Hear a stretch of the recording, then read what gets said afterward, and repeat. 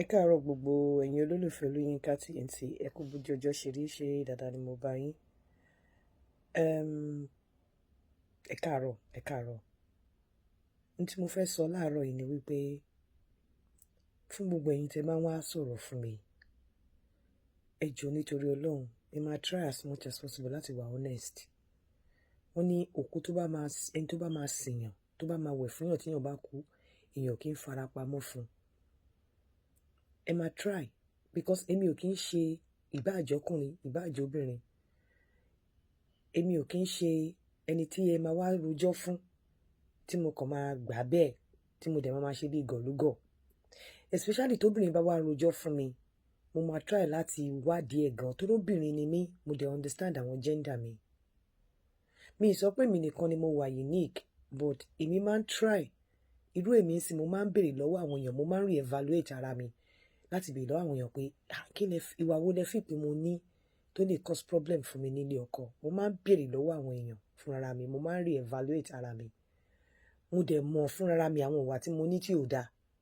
Wọ́n ní ẹni burú mọ̀, ẹni tó máa sọ fún ló ń wá. Mo mọ àwọn ìwà tí mo mọ̀ fúnra mi, ìwà tí mo ní tó kù díẹ̀ káàtó. Mo mọ̀ fúnra mi ìwà tí mo ní tó dáa. Mo mọ̀ fúnra mi ìwà tí mo ní tẹ́ pé tí n bá wù sọ́kọ ó lè fa wàhálà. But èèyàn mélòó ló lè re-evaluate ara ẹ̀ bẹ́ẹ̀? So ọ̀pọ̀lọpọ̀ máa fẹ́ rojọ́, ẹ máa fẹ́ rojọ́ dídùn sí sáìdì ara wa. Èmi máa ti ẹ̀ ń fẹ́ rojọ́, màá fẹ́ rò bó ṣe rí so that káwọn èèyàn lè bá mi wí. Káwọn èèyàn lè bá mi wí ibi tí n bá ti ṣẹ̀, honestly bí mo ṣe rí nìyẹn.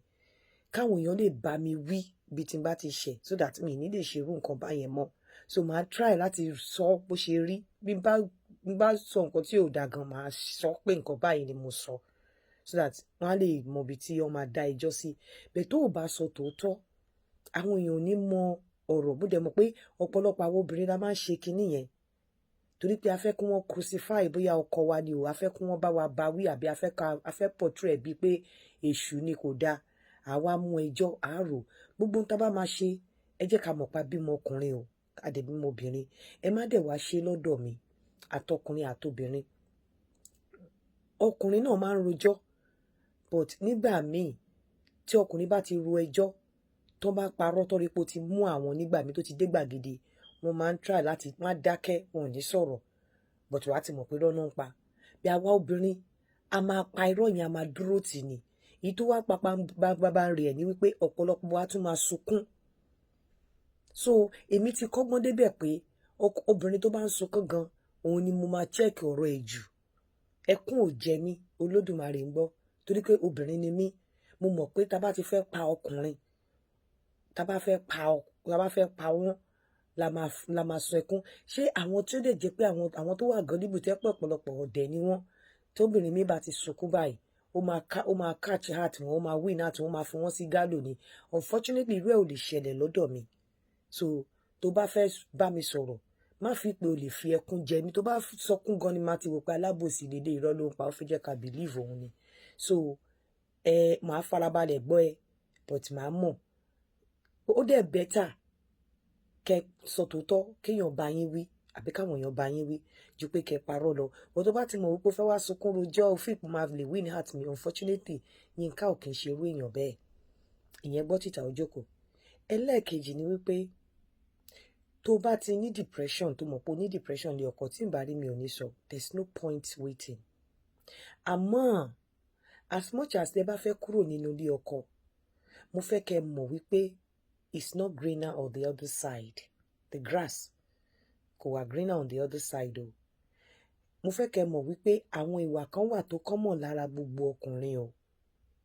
So wàá make up mind ẹ. Bóyá tó bá kúrò nílé ọkọ, o fẹ́ lọ fọ́kọ míì, àbí tó bá kúrò nílé ọkọ, o kò fẹ́ néèyàn kan kẹjọ máa gbádùn ara yín, kó ní kálukú wà lórí ọwọ́ ẹ̀. Torí má rò bí tó bá lọ fẹ́ ọkọ mi, o máa fẹ́ perfect man. Àwọn ìwà kan wà tẹ́ pé tọkọ bá ní, ó prefer jókòó tì kẹjọ máa fi pa. Àwọn ìwà kan wà tẹ́ pé èmi gangan gẹ́gẹ́ bí obìnrin mi ò lè stand ẹ̀. Tẹ́ pé tọkọ bá ní, màá sọ fún obìnrin mi pé kó kúrò. Bíi pé ọkọ tó bá nàyàn, ọkọ tí ò bá ní taste, tẹ́ pé kò sí nǹkan, even àbúrò ẹ, ẹni tó jẹ́ ẹ̀jẹ̀, kò sí ẹni tí ò lè kẹnu sí tó useless débẹ̀. Mi ní kọ́kùnrin má ní girlfriend o. I will never sọ pé kọ́kùnrin má ní girlfriend, but ọkùnrin tó bá ní class, ọkùnrin tó bá wà classless, mi ò lè stand ẹ̀. Kíní yẹn ò ní kúrò lọ́kàn mi. Tọkùnrin bá wà classless, tọkùnrin ò bá ní class, tọkùnrin ò bá ní taste, mi ò lè stand ẹ̀. Èmi gan fẹ́ rí girlfriend ọkọ mi. Mo fẹ́ rí girlfriend ọkọ mi dókàn nuwọ́ sí báyìí kíní, wow. Kọ́ kí girlfriend yẹn gan kó máa lé mi léré pé girlfriend ọkọ mi ò gbọdọ̀ rí mi yamayama o, torí bóun gan ò kéré o. But tí ọkùnrin bá wà classless tó jẹ́ pé kò sí nǹkan tí ò lè dó, èmi ò lè stand irú ọkùnrin bẹ́ẹ̀. Mo fẹ́ kí girlfriend ọkọ mi kó halẹ̀, kémi náà rí pé yes, kó sọ pé èèyàn báyìí ló dókun ní okay good. But tọkùnrin bá ti wà classless, mi ò lè stand ẹ̀. Tọkùnrin bá ń lu obìnrin, mi ò lè stand ẹ̀. Tọkùnrin bá ń parọ́, yàtọ̀ sí yẹn, kò sí nǹkan míì tèmi fi ipò yẹ kóbìnrin sọ pé òun fi fẹ́ kúrò nílé ọkọ. But tó bá mọ̀ pọ́kùnrin ń bàtà ẹ̀ emotionally, physically, then you have to take your leave.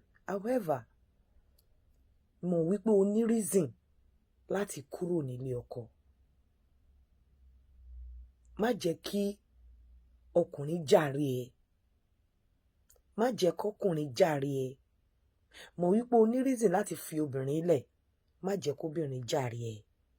Tó bá jẹ́ kí ọkùnrin jàre ẹ, o lè má bójú rere àtàánú Ọlọ́run pàdé tó bá bọ́ta o.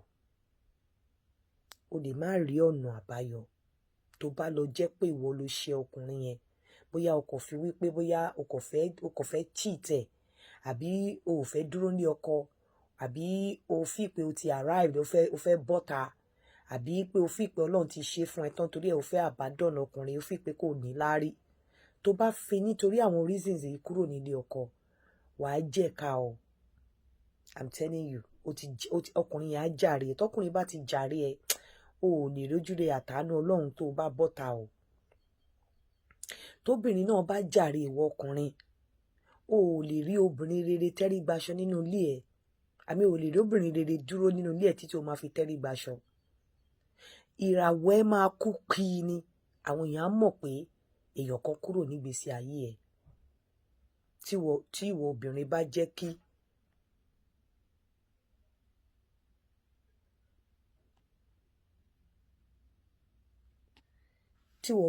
jẹ́ kí ọkùnrin jàre ẹ̀.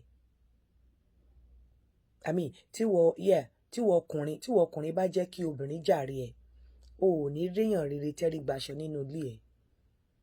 Ò ní rí obìnrin rere jókòó sínú ilé ẹ̀ tó máa fi tẹ́rí gbaṣọ. So tá a bá fẹ́ kúrò nílé ọkọ, àbí tá a bá fẹ́ kọ ìyàwó, ẹ jẹ́ ká ní reason, genuine reason láti kúrò. Ẹ má jẹ́ ká sọ pé àwọn kan kúrò nílé ọkọ, èmi náà fẹ́ kúrò. Mo ti ríyàn kan tó ń tàn mí níta, èmi náà mo fẹ́ kúrò. Nígbà míì èèyàn máa regret o. Bẹ́ẹ̀ tó bá ní reason láti lọ. Tó bá ní reason láti lọ tó dẹ̀ wà genuine, lọ. Tó bá ní reason láti lọ, tó fẹ́ gba ẹ̀mí ẹ, tó fẹ́ gba emotion ẹ, lọ. Wàá rí pé Ọlọ́run Olódùmarè á ti pèsè àyè sílẹ̀ fún ẹ. Tí bá ní pèsè àyè sílẹ̀ fún ẹ, kò ṣe pé dandan ni kó lọ sínú ilé ọkọ mi. Á ti pèsè àyè sílẹ̀ fún ẹ kó o tó bọ́ta gan. Ṣùgbọ́n má jẹ́ kí ọkùnrin jàre ẹ o. Má jẹ́ kóbìnrin jàre ẹ o. Tó bá fẹ́ fobìnrin lẹ̀, mọ̀ pé o ní reason o. Má fobìnrin lẹ̀ nítorí pé oróbìnrin míì, nítorí pé o fi pé bí akíní kan, obìnrin míì yẹn á fojú ẹ rí àtàlátà bàbá àtàlátù. Tó bá fẹ́ kúrò nílé ọkùnrin, má jẹ́ kí ọkùnrin jàre ẹ o. Gbogbo ohun tá a bá fẹ́ ṣe, ẹ jẹ́ ká níbẹ̀rù Ọlọ́run pẹ̀lú ẹ o. It's not greener on the other side o. But pẹ̀lú ẹ̀ náà, tí o bá ń rìn déédéé, tí ọkùnrin ò bá deserve ẹ, Ọlọ́run mọ owó agbára tó máa fi yọ ẹ́ kúrò ńbẹ̀. Á yọ ẹ́ tán bí gìdìgá ni. Tọ́lọ́run bá ti kọ́ pé ọkùnrin máa pàpà jìyà, tó dẹ̀ rí pé gbogbo bó ṣe ń ṣe tó kò mọ́ fún ẹ. Ọlọ́run mọ bó ṣe máa ń ṣe tó máa yọ ẹ́ kúrò pẹ̀lú ọwọ́ agbára ńlá ẹ̀. Ṣùgbọ́n má gbèjà ara ẹ̀. Má gbèjà ara ẹ̀. Tí ì bá rí mi ò kí ń sọ. Ọlọ́run, má gbèjà ara ẹ̀. Tí ì bá rí mi ò kí ń sọ. Má jẹ́ kí ọkùnrin jàre ẹ̀. Má jẹ́ kí obìnrin jàre ẹ̀. Ìwọ ọkùnrin tó bá fẹ́ fobìnrin lẹ̀, má ti torí obìnrin kan fobìnrin lẹ̀ nítorí wípé kí o bá lè lọ igi yè. Obìnrin tó fẹ́ tìtorí ẹ̀ fílẹ̀ yẹn kẹ́ ẹ lè bá dalẹ̀ kó má bàa fi abọ́ padà gbá ẹ lórí. Ẹ jẹ́ ká rò ká tó ṣe o. Ẹ jẹ́ ká rò ká tó ṣe o. Ẹ jẹ́ ká rò ká tó ṣe o. Bá ṣe rò pé ó rí ní other side, bẹ́ẹ̀ kọ́ ló ṣe rí o. Bẹ́ẹ̀ kọ́ ló ṣe rí o. Fún gbogbo ẹ̀yin tí ẹ fẹ́ ṣe insurance, ẹ pè Sister Folúkẹ́ sí orí nọ́mbà yìí. Sister Folúkẹ́ sí orí nọ́mbà yìí fún gbogbo all kinds of insurance tẹ́ bá fẹ́ ṣe. +44 79 619 48110 +44 79 619 48110. Gbogbo ẹ̀yin tẹ́ bá fẹ́ farmland, per acre is 800,000 ní Ido village nìbàdàn. Per acre is 800,000 farmland. Gbogbo ẹ̀yin tẹ́ máa ń fáwọn èèyàn lówó ní Nàìjíríà, ẹ lọ rà kẹ́ káwọn èèyàn yẹn sí kọ́ lọ ṣiṣẹ́.